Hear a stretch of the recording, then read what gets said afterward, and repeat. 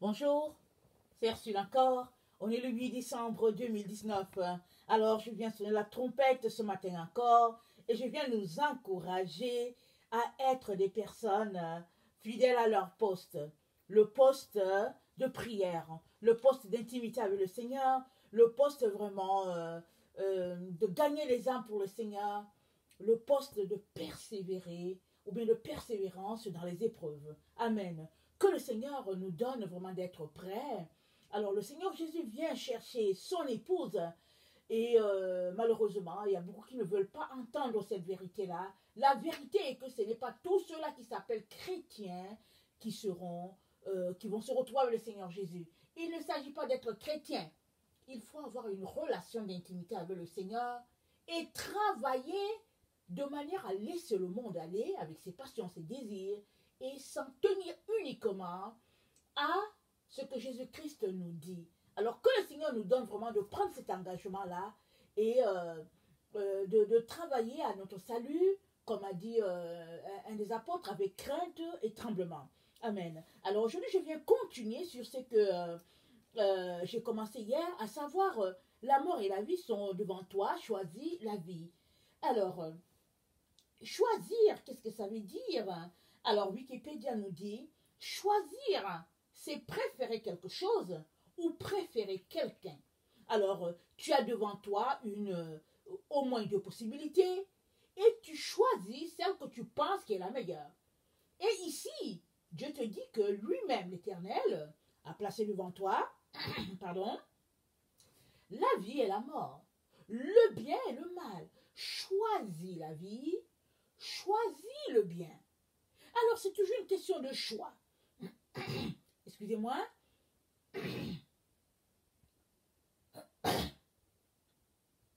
C'est pas toujours facile de parler le matin. Hein? Alors, c'est toujours question de choix.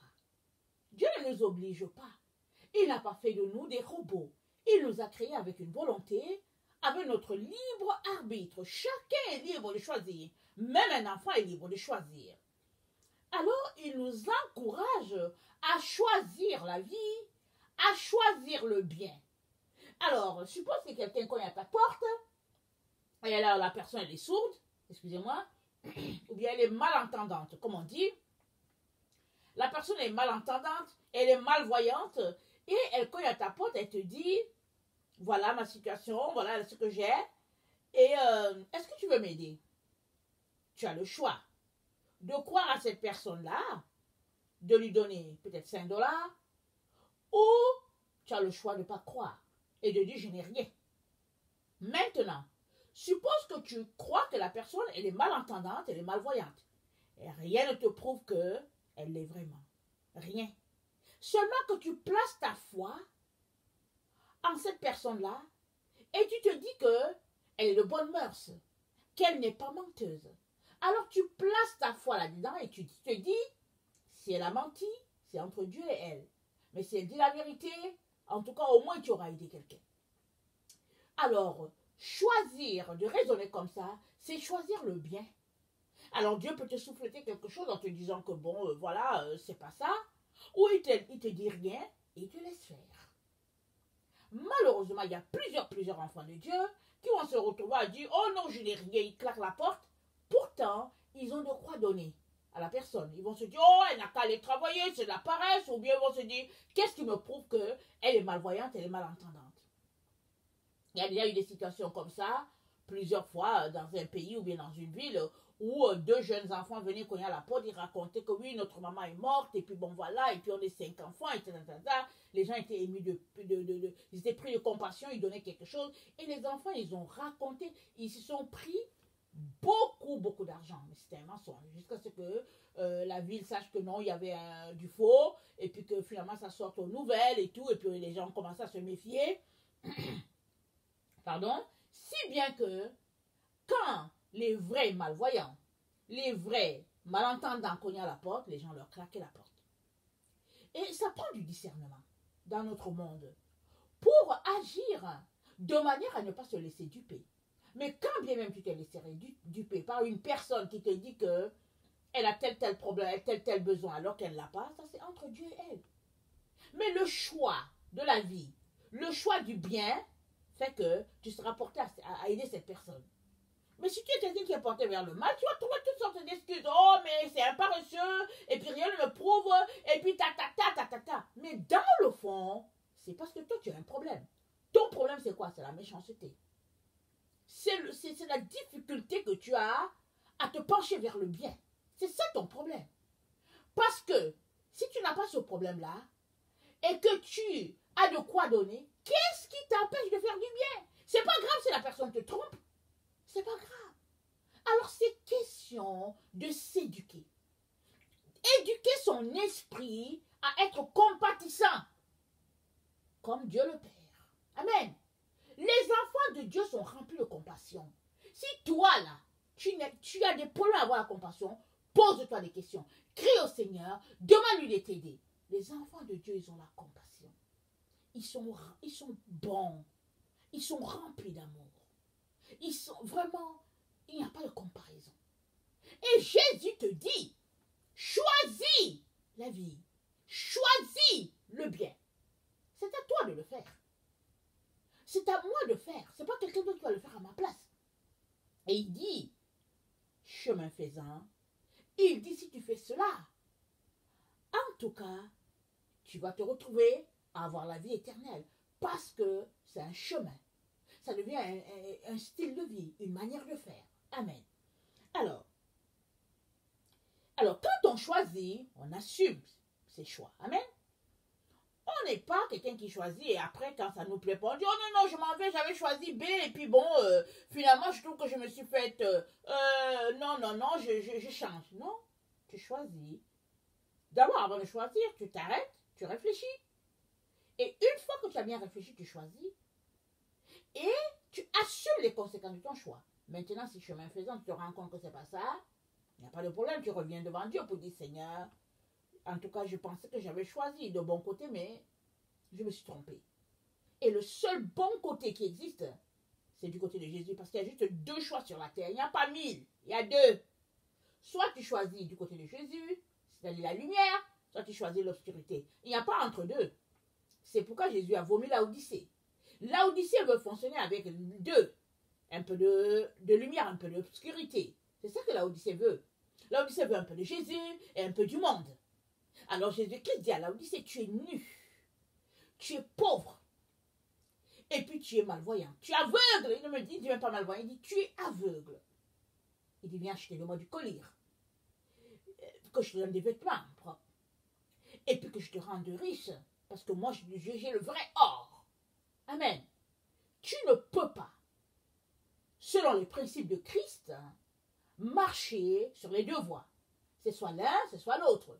Et Jésus t'encourage à choisir la vie et à choisir le bien. Amen. Alors, choisir Jésus demande que tu ailles jusqu'au bout de ton choix. Et que tu restes à cela. Et très très souvent, Jésus nous envoie des tests pour savoir si nous sommes vraiment solides dans notre choix. Ça fait partie de son éducation, de sa formation. Alors, quand l'épreuve viendra, vas-tu fuir? Si tu fuis, ça veut dire que tu n'es pas apte au royaume. Lisons Jacques 1.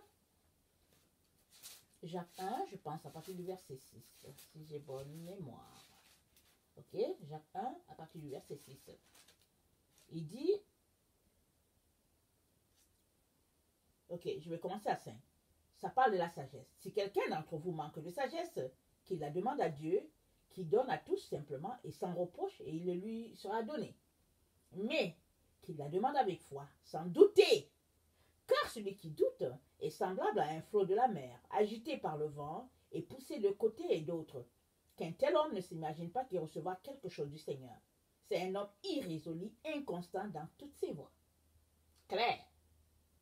Si tu as choisi Jésus, reste là avec Jésus. Va jusqu'au bout, parce que c'est là-bas que se trouve la récompense. C'est là-bas que se trouve le salaire de ton choix. Ce n'est pas au milieu de la route. Ce n'est pas quelque part à mi-chemin. C'est à la fin. Amen. Quel tel homme n'imagine pas obtenir quelque chose de l'éternel. Dieu n'aimerait pas qu'on soit agité. comme les vents, les vagues que les vents secouent par-ci, par-là. Et ça, c'est à toi de décider et de t'en tenir à ce que tu as décidé de faire. Amen.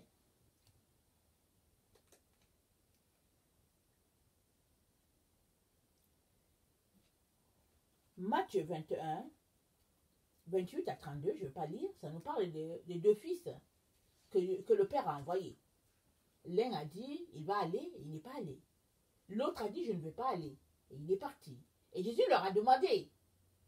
Alors, les deux qui a fait la volonté du Père, ils ont dit, celui-là qui avait dit qu'il n'irait pas, mais qui allait par la suite, c'est lui qui a fait la volonté du Père.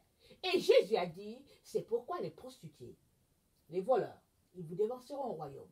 Parce que eux, ils ont dit non, merci. Ils ont décidé de vivre leur vie comme ils l'entendaient. Les prostituées ont décidé d'offrir leur corps. Et les collecteurs d'impôts et tout ça, ils ont décidé vraiment de prendre de l'argent.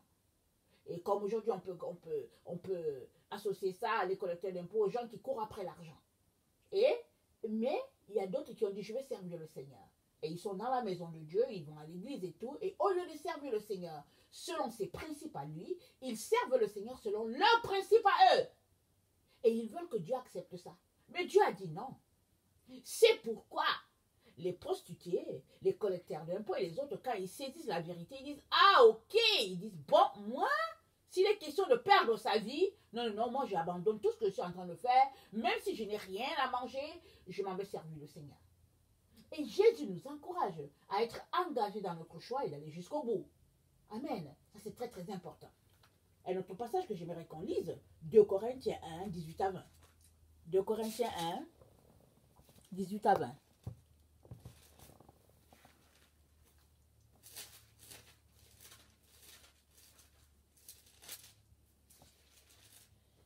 C'est 1?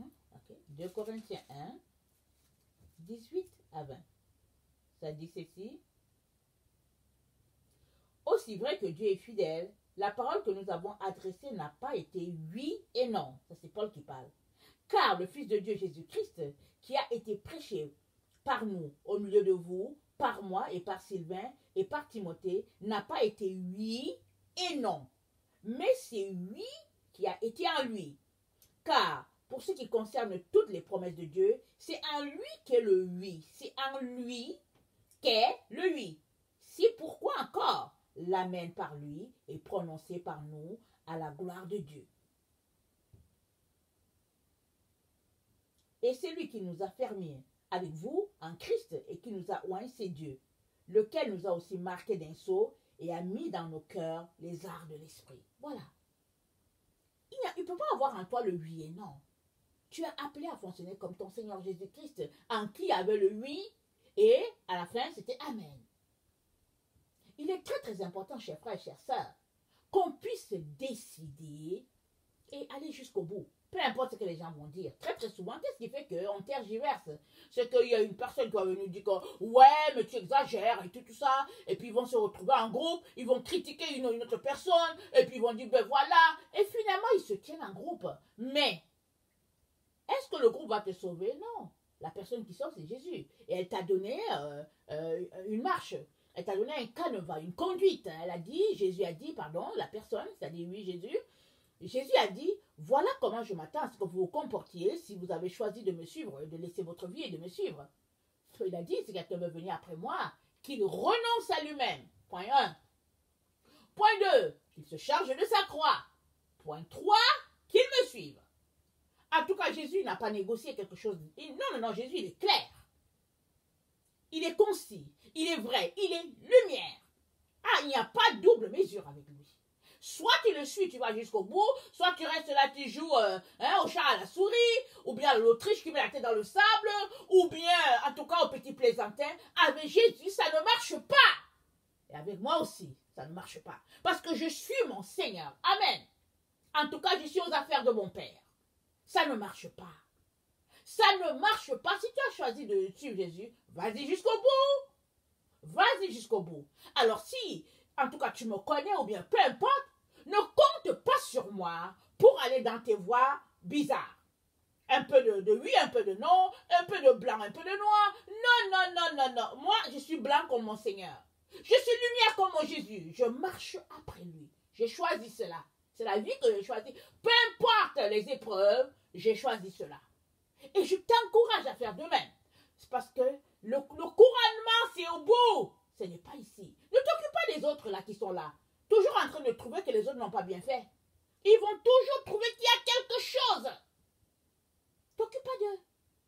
T'occupe pas. Moi, j'entends tellement des choses là que non, je ne m'occupe pas. J'ai dit, il n'y a personne qui va se mettre à me dire, oh, tu ne l'as pas bien fait, tu ne prêches pas bien, tu n'as pas dit ceci. Non. Le Seigneur m'a dit, j'étais appelé. Pendant que je me cherchais, je ne savais pas où j'étais, en tout cas dans les crises et tout, j'étais là-haut, la femme ne doit pas enseigner, et puis toutes sortes d'histoires. Jésus m'a dit, Ursule, j'étais appelé, je t'ai envoyé sur la terre pour cela. À partir du moment où j'entends clairement mon Seigneur Jésus, alors qui est quelqu'un d'autre pour venir me dire que non, oh tu prêches mal, tu as besoin d'aller dans une école biblique, tu as besoin de faire ceci, oh non, non, non, Jésus m'a dit, assois-toi, moi je vais t'enseigner et tu vas lancer les autres. Alors si toi qui m'écoutes, tu penses que ce que je dis, j'exagère, tu peux arrêter de m'écouter. Mais si tu veux m'écouter, je vais te dire que tu obtiendras la délivrance. Tu sais pourquoi? Parce que moi je ne dilue pas, hein, je ne mets pas de l'eau pour dire que bon, on va essayer de faire ceci. Je peux faire des erreurs dans le sens que je comprends d'une manière alors que le Père veut que je comprenne d'une autre manière. Je suis humain et je prie que j'arrive à un stade où je puisse comprendre les choses exactement comme l'Esprit me l'explique. Amen. Mais quand tu es venu me dire, oh tu sais ici là, essaye de dire ceci, dis-lui, non, non, non, compte pas sur moi. Compte pas. Je suis Jésus, c'est tout. Alors, c'est pas grave. Jésus, il allait jusqu'au bout, hein. Il allait jusqu'au bout. Et son bout à lui, c'était la croix. Mais je ne sais pas c'est quoi qui est ton bout à toi. C'est à toi de marcher et le Père te dira où se trouve ton bout. Mais va jusqu'au bout. Assume tes choix. Amen. Très, très important. Parce que le couronnement, c'est à la fin. Ce n'est pas ici. Que son nom soit béni. Amen. Alors, j'aimerais ça qu'on lise le psaume 15. Le psaume 15. C'est David, attends, le psaume de David, oui. Voilà, ça dit ceci. Ô Éternel, qui séjournera dans ta tente, la tente, le tabernacle de Dieu, qui demeurera sur ta montagne sainte. Alléluia. Celui qui marche dans l'intégrité, qui pratique la justice, et qui dit la vérité selon son cœur. Il ne calomnie point avec sa langue, il ne fait point de mal à son semblable, il ne jette point l'opprobre sur son prochain, il regarde avec dédain celui qui est méprisable, mais il honore ceux qui craignent l'Éternel. Il ne se rétracte point s'il fait un serment à son préjudice. Il n'exige point l'intérêt de son argent. Il n'accepte point de son don contre l'innocent. Celui qui se conduit ainsi ne chancelle jamais. Voilà. Quand tu choisis, voilà ce que le psaume 15 nous dit. Celui qui se conduit ici ne chancelle pas. Tu choisis, assume ton choix. T'occupe pas des gens. Ils auront toujours quelque chose à dire. Toujours. Surtout ceux qui sont autour de toi. Ton cercle d'amis et tout ça. Évidemment, si tu choisis vraiment de suivre Jésus, moi je vais te dire, hein, la première des choses que tu dois faire, c'est quitter tes amis. Parce que eux là, tu as fait des coups avec eux, vous êtes assis ensemble pour faire en tout cas plein de choses. Et puis là, tu as décidé que tu veux marcher avec Jésus, quand bien même il serait chrétien. Éloigne-toi d'abord d'eux. Éloigne-toi, tu vas voir s'ils vont te suivre ou pas. De prime abord, ils vont se retrouver, ils vont dire tu as perdu la tête. Ils vont dire bon voilà, il ne faut pas exagérer, nous aussi nous sommes chrétiens. Mais est-ce que c'est eux que tu veux suivre ou bien tu veux suivre Jésus? Alors si c'est Jésus que tu veux suivre, éloigne-toi d'abord d'eux, prends ta distance, mets-toi à lire ta Bible, prie ton Dieu, adore-le, loue-le, dis-lui combien tu l'aimes et que tu es amoureux de lui. Allez, passe ton temps à swinguer avec ton Jésus. Ah, c'est la meilleure vie. Laisse les autres là-bas. Ils n'ont pas compris, ils ne comprennent pas, ils veulent un pied dans le monde et puis ils veulent que tu ailles t'asseoir avec eux pour écouter leurs bêtises. Ils n'ont rien à dire.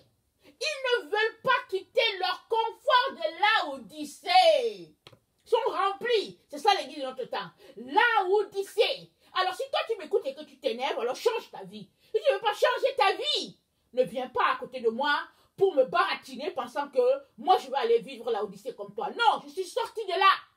J'étais là-dedans. Je suis de cette génération. J'ai grandi dans une église comme ça. Ça fait partie de ma vie. Et c'est comme ça. Mais je suis sortie, Jésus a ouvert mes yeux. Et puis quand je vais à l'église, je sais pourquoi je vais là-bas. Alors, si toi là, tu aimes la Odyssée, ne viens pas me flatter, ne viens pas me dire que ouais, j'ai mal dit, j'ai fait... Non, non, non. Reste, garde ton Laodicée dans ton cœur. Moi, j'ai décidé que je serai de l'église de Philadelphie. Et je vais marcher à la suite de mon Jésus. Alors, parce que, pourquoi? Parce que Philadelphie sera sauvée. Laodicée va rester sur la terre, en tout cas vivre ses affaires là-bas avec l'Antichrist et tout ça. Laodicée va rester. Il n'y a pas de place de Laodicée au ciel. Il n'y en a pas. Laodicée va rester et puis elle va se purifier. Tu veux te retrouver avec Jésus? Vis Philadelphie. Sois comme Philadelphie, l'église de Philadelphie. Alors, tu veux vraiment suivre Jésus? Tu veux vraiment lui appartenir? Vraiment l'aimer? Prends tes distances d'abord avec les gens avec qui tu étais. Examine-les à distance. Alors, et puis, tu sais quoi? Très très souvent, quand tu prends tes distances avec ces gens-là, après un certain temps, ta distance va s'agrandir avec eux. Tu sais pourquoi? Parce que, étant loin, tu commences à les voir davantage et puis tu commences à réaliser que Seigneur, je viens de très loin. Seigneur, dire que j'étais là-dedans, je viens de très loin. Donc, il est très important de savoir où tu veux aller. Quelle est ta finalité? Et en plus, chacun est venu du ciel seul. C'est ça que j'ai l'habitude de dire à mes enfants. Tu es venu seul. Et puis si personne ne veut être ton ami à l'école, c'est pas grave. Tu n'es pas là pour te faire des amis. Tu es là pour refléter la lumière de Jésus. Amen. Alors, c'est ça que je dis à mes enfants. C'est pareil pour moi, c'est pareil pour chacun. On est venu du ciel seul. Si toi et moi, nous avons marché, nous étions amis, et qu'aujourd'hui, il n'y a plus de connexion, pas grave. Notre but, toi et moi, c'est de nous retrouver dans la présence de Dieu. Alors, chacun doit combattre pour retourner devant le Père. Paul a dit, quand ceux qui sont dans le stade, ils courent de manière à remporter le prix. Le laboureur, quand il sort le matin, c'est pour cultiver pour avoir quelque chose. Et puis le soldat, il reste fidèle à ses engagements. Amen, c'est ça que Paul a dit. Toi, tu es de quel groupe? Soldat? Coureur? Ou bien laboureur? Tous les trois, ils ont un but. Et ils travaillent de manière à gagner la raison pour laquelle ils sont là. Toi, où te places-tu? Que tu sois laboureur, il te faut des fruits à la fin. Que tu sois coureur, il te faut la médaille à la fin. Et puis, que tu sois, j'oublie le troisième, laboureur ou coureur, soldat, il faut que tu gagnes la victoire pour ton pays. Amen. Il est donc important que tu ailles jusqu'au bout de tes engagements. On ne t'assoit là pour dire, oh ouais, telle personne a fait ceci, oh ouais, telle personne a fait cela, que bon, après, il ne faut pas exagérer, et que bon, patati, patata. C'est ça qui se passe dans le temps. Mais le Seigneur nous a appelés à choisir la vie. Et je nous encourage à choisir la vie et puis à rester sur notre choix. Parce que choisir, c'est un fait, mais demeurer sur notre choix, c'en est un autre, tout un combat. Et que le Seigneur nous donne d'aller jusqu'au bout. Amen. Alors, si toi, tu es quelqu'un qui ne connaît pas le Seigneur, je viens te dire qu'il y a une seule personne qui sauve et c'est Jésus-Christ. C'est lui le pont entre Dieu et les hommes. Alors, il y a des gens qui nous ont dit qu'il y a plusieurs prophètes. Parce qu'on nous fait croire qu'il y a plusieurs chemins qui mènent au ciel. Certains nous disent que c'est le bouddhisme, certains nous disent que c'est la religion musulmane, le nouvel âge, la scientologie, les études, la richesse, tout ce qu'on peut imaginer. Mais Dieu nous dit qu'il y a un seul chemin, et ce chemin-là, c'est Jésus. C'est lui le pont. Alors, si tu veux avoir la vie éternelle, donne ta vie à Jésus. Ne t'occupe pas de ce que les gens disent. Si tu es vraiment sincère, Jésus va venir à toi. Parce que Jésus vient toujours se révéler à tous ceux-là qui le cherchent d'un cœur sincère. Il se révèle. C'est que tu dois comprendre ce que Dieu parle tantôt d'une manière, tantôt d'une autre. Il est très important que tu puisses prendre garde. Peut-être attends-tu que Dieu te parle par un rêve, qu'il se révèle à toi, que tu aies une vision. Mais il se pourrait que pour toi, Jésus ne choisisse pas cette voie-là. Qu'il choisisse plutôt la voie d'un petit enfant qui te parle ou bien je ne sais pas quoi. C'est à toi d'être vraiment allumé et puis d'être vraiment assidu, vraiment à la recherche de ton Dieu et il te répondra. Amen. Que le Seigneur puisse répondre à ta prière, à ta soif de le connaître. Alors, pour toi qui connais Jésus, je t'encourage à laisser les à côté, tout ce qui est poussière, et à te purifier à tous les jours. Parce que la Bible nous dit, recherchez la paix et la sanctification, sans laquelle nous ne verrons Dieu. Il est donc très très important qu'on puisse travailler à notre salut avec crainte et tremblement. Voilà, je vous aime beaucoup et Dieu davantage. Soyez bénis. Amen.